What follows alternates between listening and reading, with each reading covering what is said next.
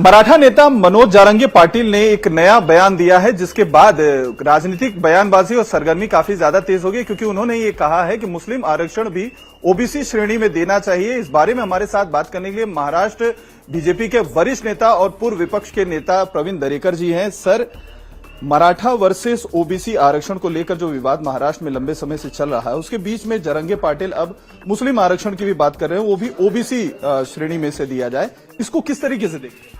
मुझे लगता है मराठा आरक्षण का फोकस डाइवर्ट होने जा रहा है।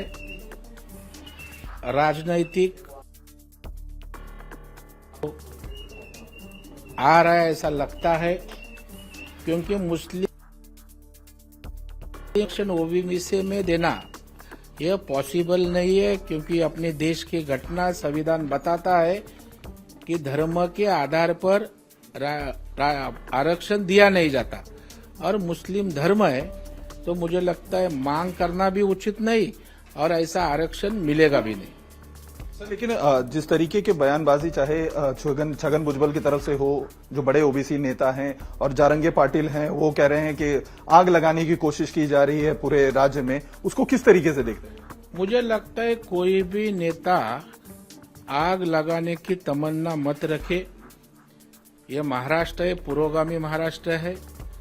जात पात में गांव-गांव में बटोरने की कोशिश न करे।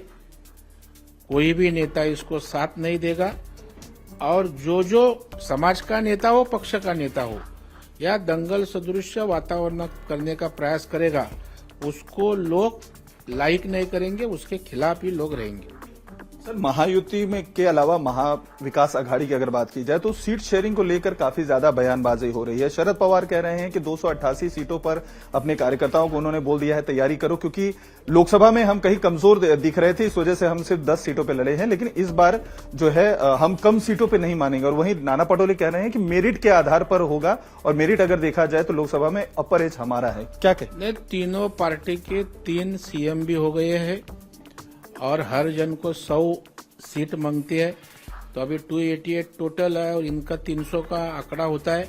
तो मुझे लगता है ऊपर से वो दिख रहे हैं, लेकिन अंदर बहुत उनमें घमासान है, और आने वाले दिनों में ये और दिखने मिलेगी।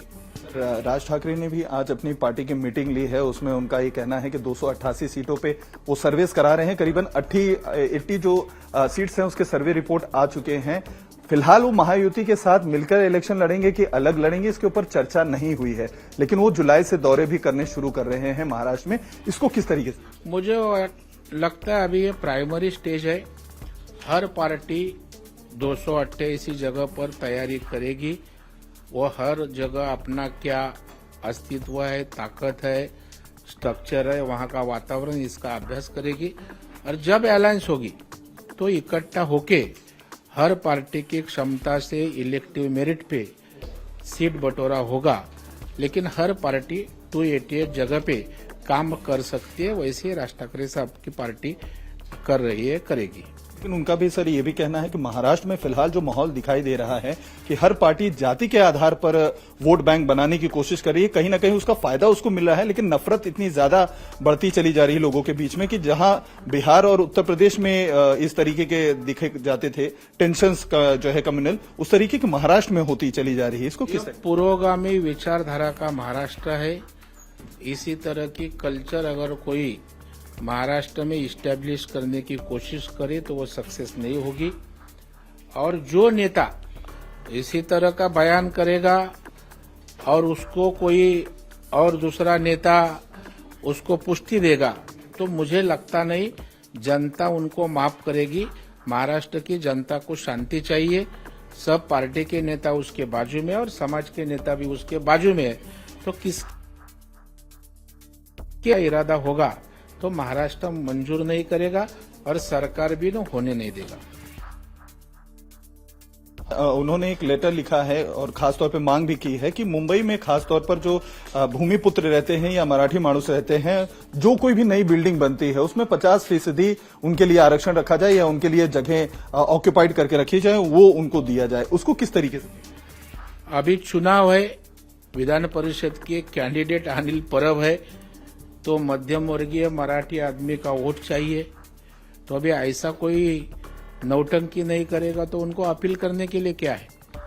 जब 25 साल इस मुंबई पे राज्य किया तो मराठी माणूस यहां से गया वसई विरार तक, शाहपुर तक गया, कसारा तक गया, तभी कहा सोए थे। और 2.5 साल इस राज्य के मुख्यमंत्री उद्धव जी ठाकरे साहब थे ना, आप मिनिस्टर थे, तभी क्यों नहीं गवर्नमेंट बिल लाया, तभी क्यों नहीं गवर्नमेंट का रिजोल्यूशन लाया। सरकार जाने के बाद नॉन गवर्नमेंट बिल लाते हो। ये लोगों को सब नौटंकी समझ में आती है, उनका पराभव तय है। इसलिए लास्ट मोमेंट में इसी तरह का माहौल करके कुछ हासिल हो सकता है, उसका उनका प्रयास है। भारतीय जनता पार्टी और महायुति को मुंबई के मराठी आदमियों ने बड़ा समर्थन दिया है। कोंकण में भारी जीत हुई है, इसलिए मुंबई में 2 लाख ज्यादा वोट महायुति को उबाटा से मिले हैं। ये सब मराठी आदमी किसके बाजू में है, उनका हित कौन संभाल सकता है, यह तय हुआ है। इसलिए अनिल परब वोट के लिए इसी तरह का बयानबाजी करते हैं। बहुत बहुत शुक्रिया। तो ये थे प्रवीण दरेकर, जिनका साफ तौर पर कहना है कि वोट की राजनीति के लिए जो अनिल परब ने लेटर लिखा है, मांग की है, उसी को तहत उसको देखना चाहिए। लेकिन जीत महायुति की और बीजेपी की होगी, जो आगामी एमएलसी इलेक्शन होने वाले हैं। कैमरामैन देवेंद्र अयलकर के साथ अतुल सिंह, इंडिया टीवी मुंबई।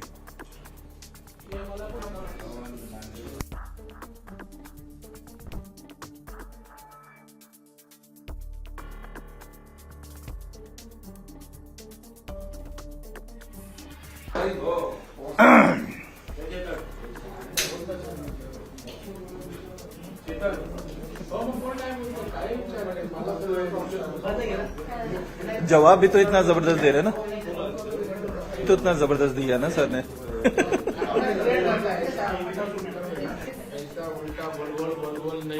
गुड़ बोल नहीं बोलते आप, गुड़ की तरह मीठा मीठा। लेकिन क्या सर उसमें ये जो